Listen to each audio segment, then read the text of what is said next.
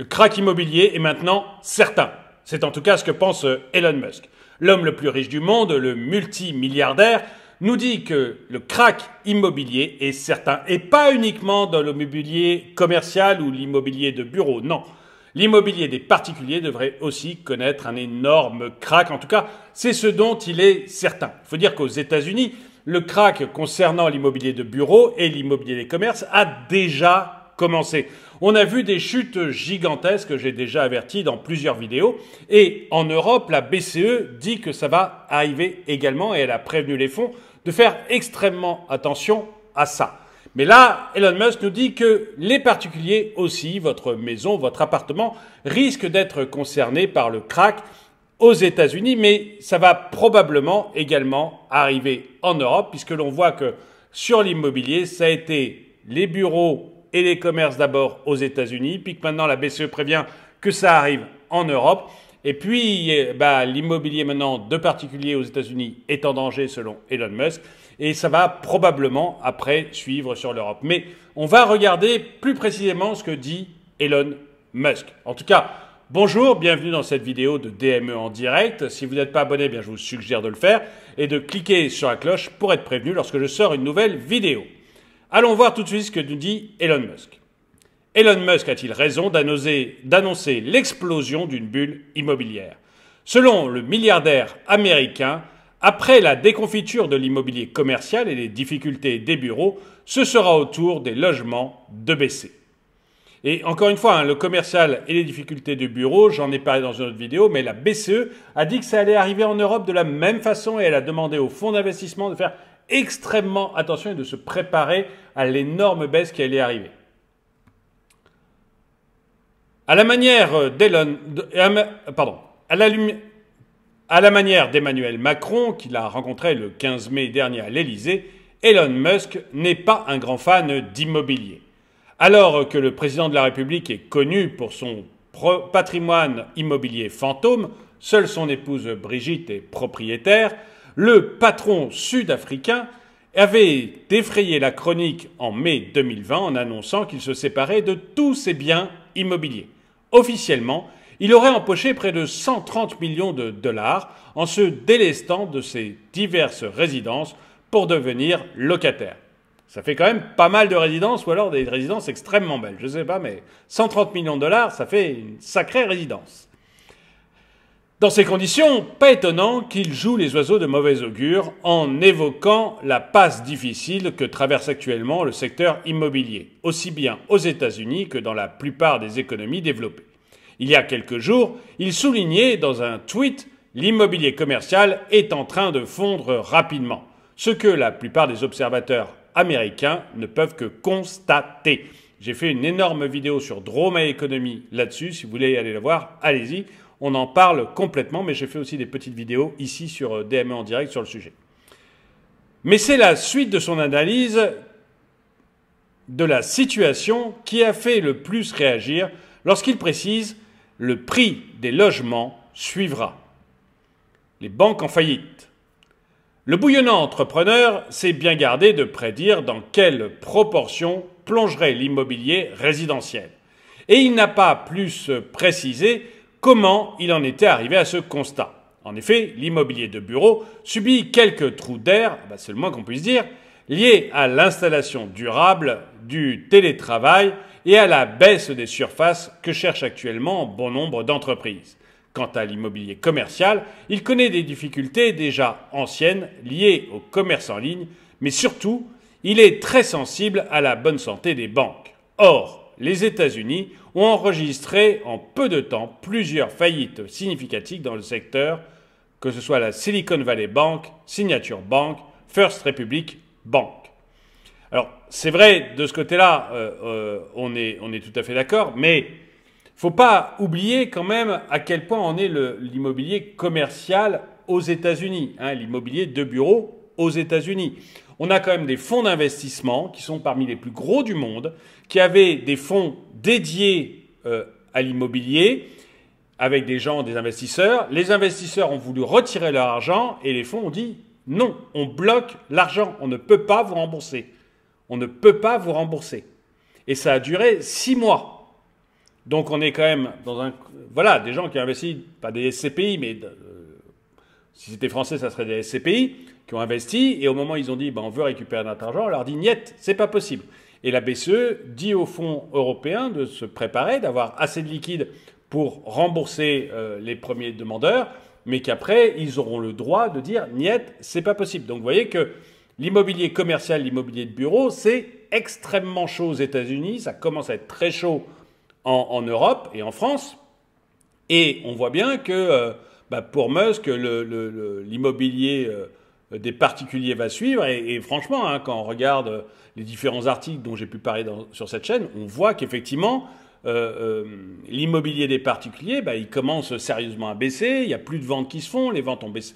Les crédits accordés par les banques ont baissé de 49% à peu près. Donc à partir de là, il n'y a plus de crédit, il n'y a plus d'acheteurs. Forcément, ça présage une grosse baisse, tout ça. Alors, peut-être pas un crack, peut-être pas 90%, peut-être pas 40%, peut-être pas 30%, mais 20%, 15%, c'est bien parti quand même. Donc, on va voir. Et donc, je disais ça surtout pour relativiser ce que dit l'article, qui a l'air de dire, non, mais il se passe pas grand-chose. Si. Alors là, sur les États-Unis, c'est catastrophique en ce moment, le bureau et l'immobilier de bureau et l'immobilier de commerce, c'est catastrophique. J'ai fait 2 interviews avec des spécialistes sur le domaine. Si, ça va très mal. Alors on voit Davis Sack, j'avoue que je ne sais pas qui est Davis Sack.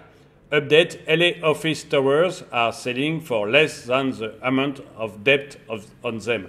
C'est-à-dire que les bureaux à Los Angeles, dans les tours de Los Angeles, les tours de bureaux de Los Angeles se vendent pour moins cher que le montant de la dette qu'elles ont encore sur elles. C'est-à-dire que les gens veulent tellement s'en débarrasser qu'ils la vendent pour encore moins cher que le montant de la dette. Donc c'est vraiment une catastrophe. This is true for SF2, donc c'est vrai aussi pour San Francisco, and other big cities. Donc voilà, on a quand même quelque chose d'important. Et donc Elon Musk répond en disant « Commercial real estate is melting down fast ». Donc l'immobilier commercial est en train de plonger très rapidement. Home value next, ça veut dire les maisons, les appartements vont être juste après.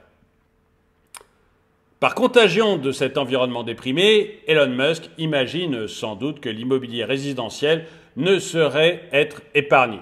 Il n'y a pourtant pas forcément de lien automatique. C'est vrai, il n'y a pas de lien automatique, mais je le redis, on le voit en France et on le voit partout en Europe, l'immobilier résidentiel est en train de s'effondrer. De s'effondrer.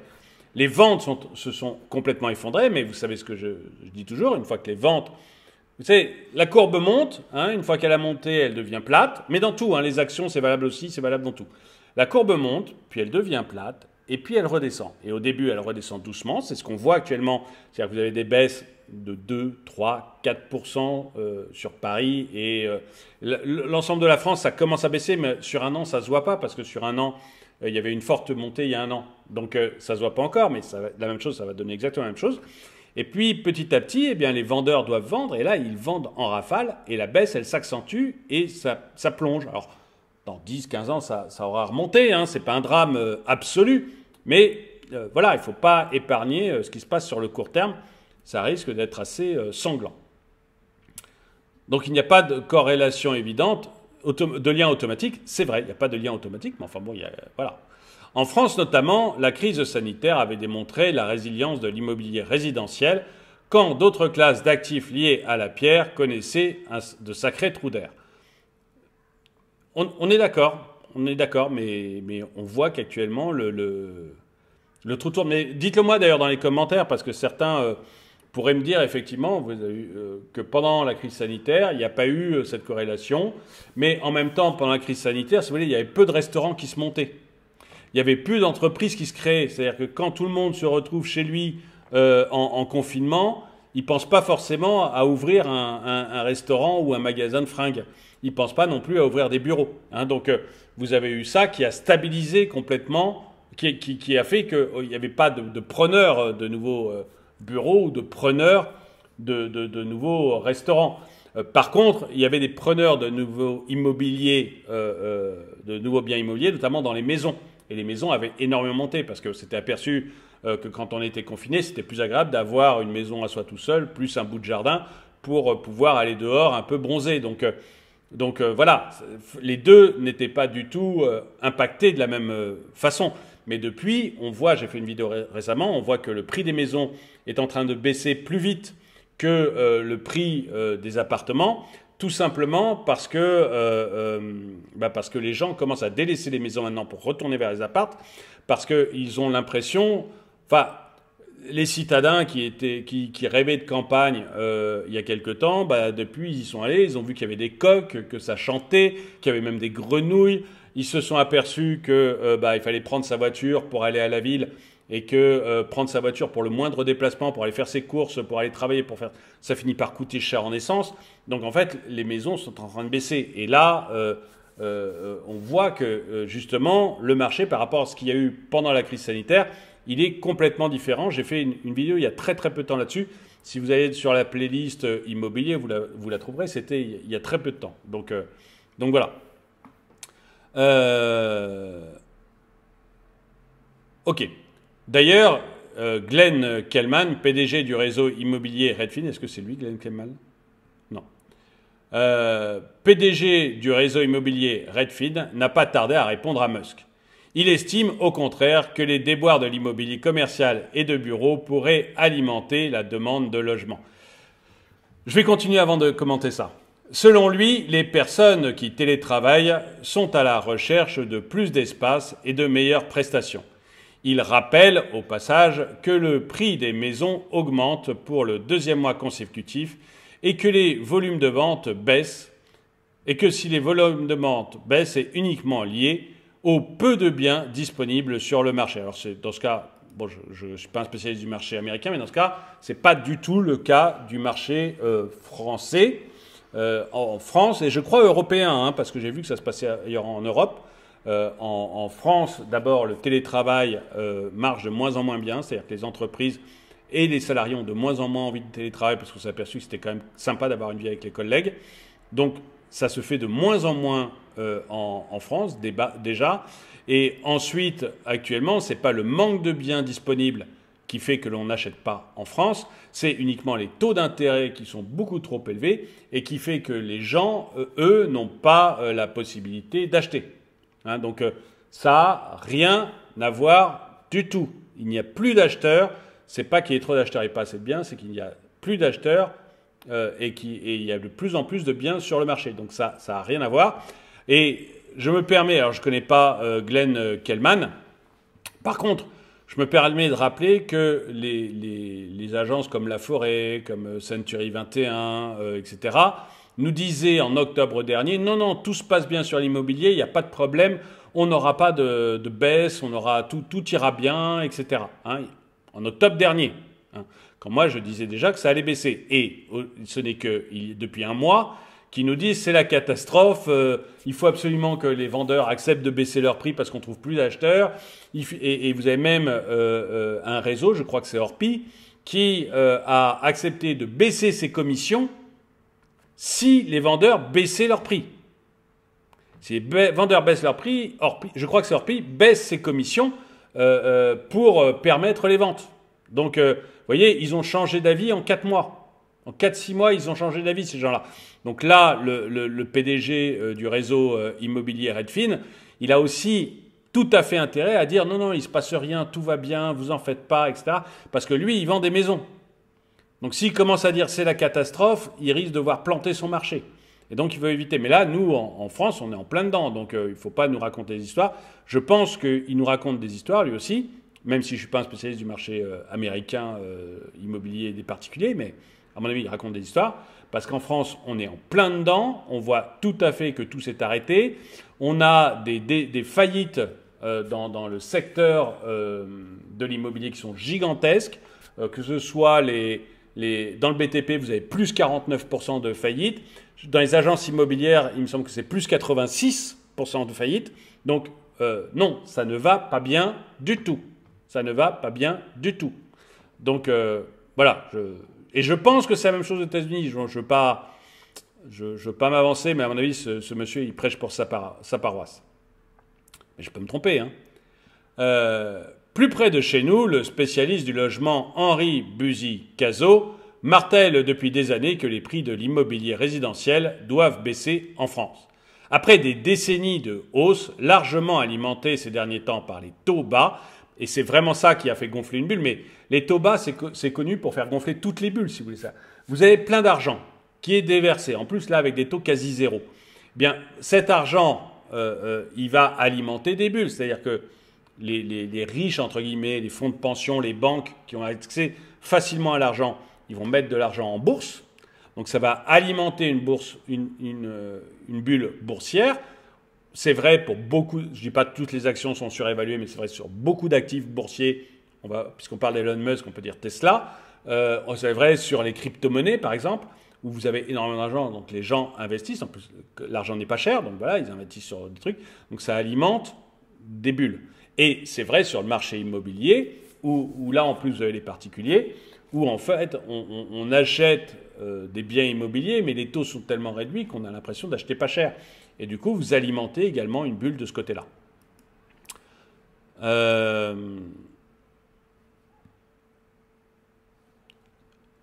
Après des décennies donc après des décennies de hausse largement alimentée ces derniers temps par les taux bas, il estime que seule une baisse des prix permettra aux candidats à l'achat de revenir en nombre sur le marché. C'est pas forcément faux, mais bon. Et puis, justement, on va parler de pourcentage. Et puisqu'ils ont perdu près de 20% de pouvoir d'achat, la baisse, qui peut se lisser sur plusieurs années, devrait finalement être du même ordre, selon lui. Et on est assez d'accord, en fait. Moi, je dis par rapport au plus haut, pas par rapport au 1er janvier, pas par rapport au 1er février, pas par rapport à aujourd'hui, par rapport au plus haut, une baisse de 15 à 20%, c'est ce que je dis depuis le début de l'année. Et on est assez d'accord. Mais il faut aussi comprendre que ça ne compassera pas la hausse des taux. C'est-à-dire vous avez des taux auxquels vous empruntez qui vont arriver aux alentours de 4% cet été, juillet-août, et du coup, il vous faudrait une baisse de 30% pour compenser votre perte de pouvoir d'achat. Donc ça fait une grosse baisse. Donc, mais quand lui dit à peu près 20% de baisse, je suis assez d'accord. Moi j'espère plutôt 15 que 20, mais je suis assez d'accord. Alors, évidemment, ça arrange les acheteurs, mais les acheteurs, eux, les vendeurs, c'est un vrai problème. Les acheteurs, ça les arrange un peu, mais il faut savoir que les acheteurs, en fait, avec la hausse des taux d'intérêt, en fait, ils ne vont pas s'y retrouver. Malgré tout, ils vont acheter plus cher. Ceux qui vont gagner de l'argent, c'est peut-être un petit peu les banques, même si j'ai préparé une autre vidéo d'ailleurs là-dessus. Les banques, elles, en fait, elles font des marges qui sont très faibles. Parce que quand elles vous prêtent à 3,5, elles empruntent à 3. Donc, elles ne gagnent pas assez d'argent. Et c'est pour ça d'ailleurs qu'elles ont bloqué le marché immobilier et que le marché immobilier, enfin, elles ne prêtent plus. Et c'est pour ça qu'on se retrouve avec des gros problèmes aussi de ce côté-là. Maintien des prix, crack, érosion, le match reste ouvert. Même si dans l'Hexagone du moins, la perspective qui se dessine actuellement tient de l'érosion avec un réajustement des prix qui intervient lentement mais sûrement. Mais la baisse au début, c'est toujours lentement. C'est un crack comme ça, immédiat, vous avez ça en bourse, vous pouvez avoir ça en bourse. Dans l'immobilier, c'est presque impossible. Un crack immédiat, c'est presque impossible dans l'immobilier. Ça démarre généralement lentement, le temps que les vendeurs s'aperçoivent qu'ils ne trouvent plus d'acheteurs. Et qu'ils acceptent, parce que c'est beaucoup des particuliers, qu'ils acceptent le fait qu'il n'y a pas d'acheteurs et donc il faut baisser son prix. Donc au début, c'est vrai que c'est lent mais sûr. Là, c'est ce qu'on vit actuellement. Ça baisse lentement mais sûrement. Ça va certainement s'accélérer. Et je vous le dis, à mon avis, moins 15, moins 20%. Dites-moi ce que vous en pensez dans les commentaires. Et puis, en tout cas, merci d'avoir... Dites-moi si vous êtes d'accord avec Elon Musk. Elon Musk, lui, il voit vraiment une chute extrêmement brutale. Donc, dites-moi si vous êtes d'accord avec Elon Musk. En tout cas, merci d'avoir regardé cette vidéo. Mettez-lui un pouce vers le haut, commentez-la, partagez-la. Merci à tous ceux qui soutiennent la chaîne. Et moi, je vous dis à très bientôt.